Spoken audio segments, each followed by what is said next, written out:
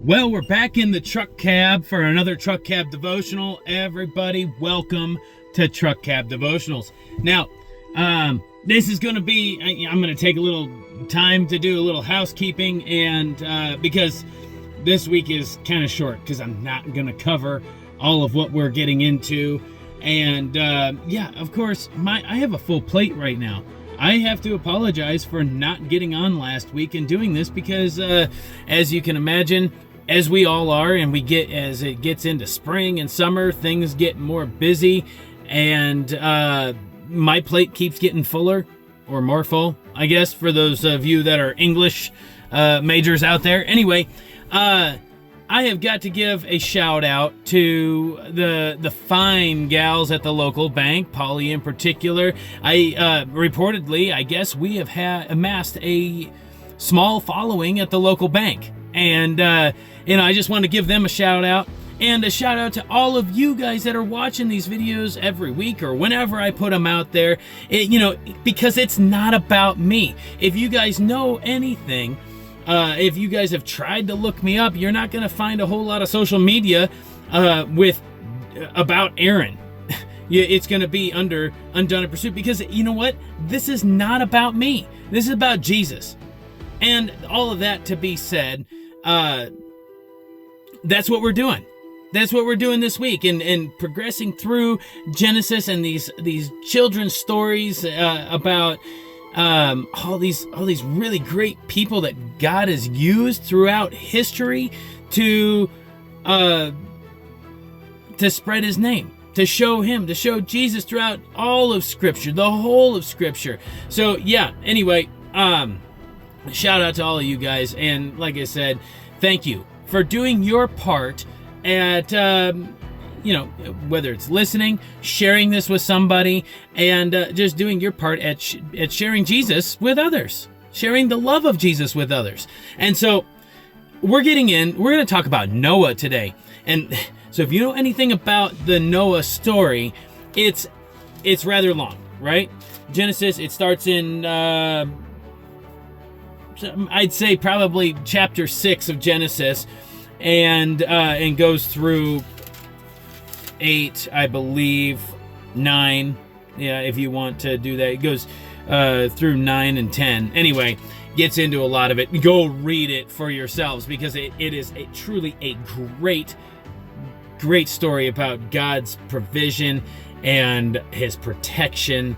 And so, okay, so we start off with in chapter 6 here, when man began to multiply on the face of the land, and the Lord saw wickedness. I'm paraphrasing here now, okay?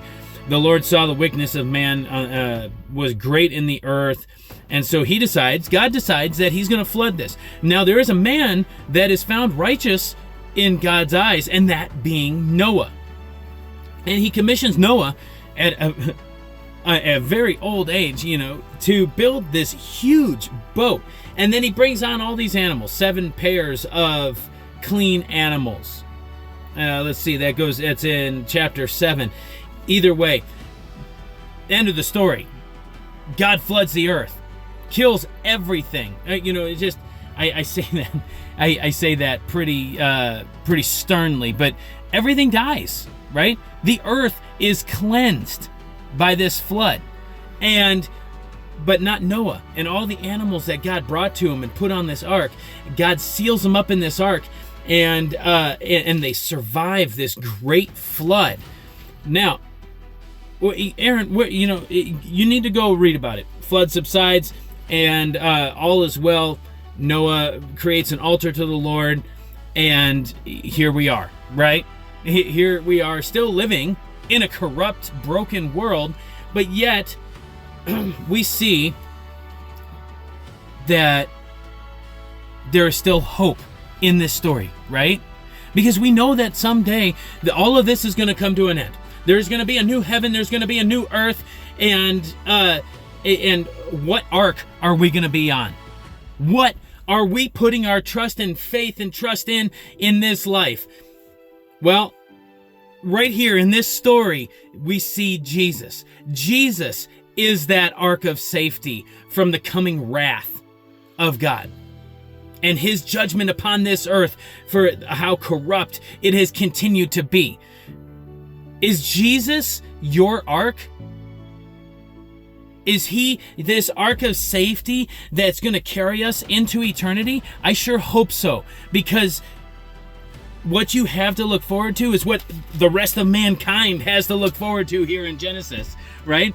That when God floods the earth, when God's wrath and God's judgment comes upon the earth, if you are not found righteous in his eyes, and I'm not saying that you have to be perfect, but what I'm saying is that you better be putting your faith and trust in Jesus. You better be hopping on the ark of safety that Jesus is, or else you are going to perish. You will suffer forever in hell, in eternal death and damnation, if Jesus is not your ark of safety. Guys, thank you for listening to this week's Truck Cab Devotional. We'll see y'all next time.